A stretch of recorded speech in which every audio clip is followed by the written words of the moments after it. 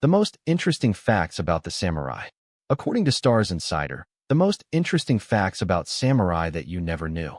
Samurai are one of the most popular and recognizable types of warriors from history.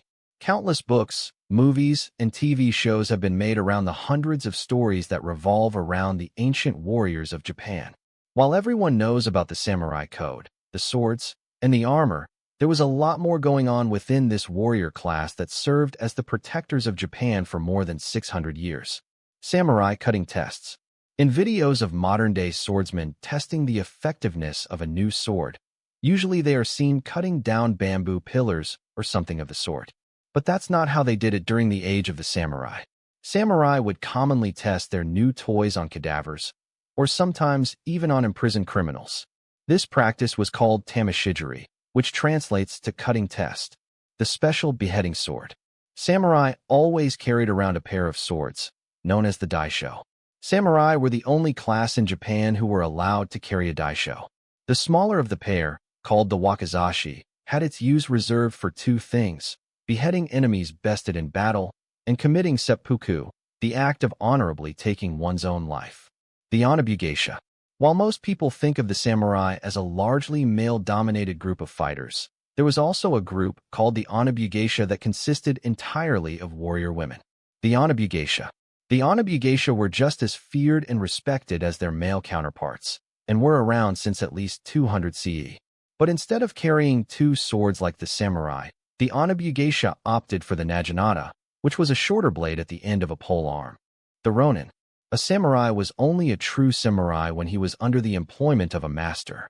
If a samurai's master died or was otherwise disconnected from the warrior, the samurai lost his social status and had the option of either rejoining the common people or wandering on his own.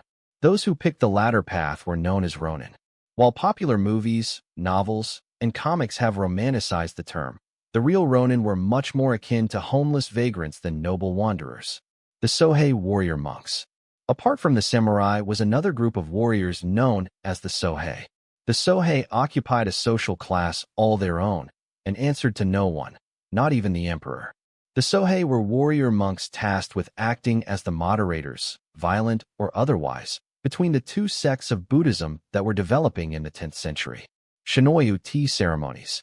Tea ceremonies were a very serious matter in samurai circles.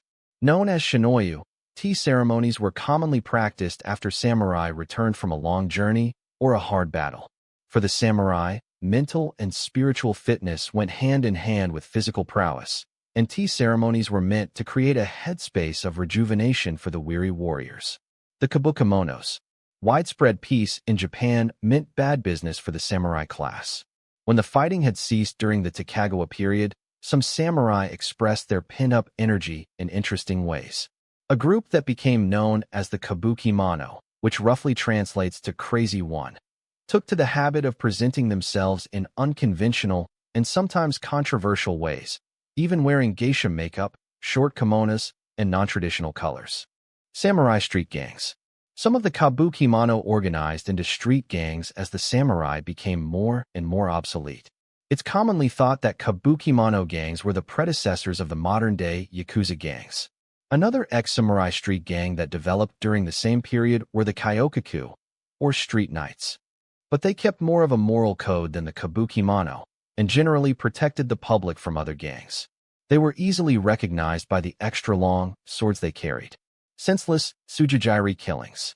One of the darker practices of ancient samurai was known as tsujijiri, which roughly translates to roadside killing. True to its name, tsujijiri consisted of samurai sneaking up on innocent civilians on the road and striking them dead. Historians believe this practice had ancient and honorable roots, but everything about the practice that's been documented leads us to think this was usually done just for the fun of it. Seppuku and jigai.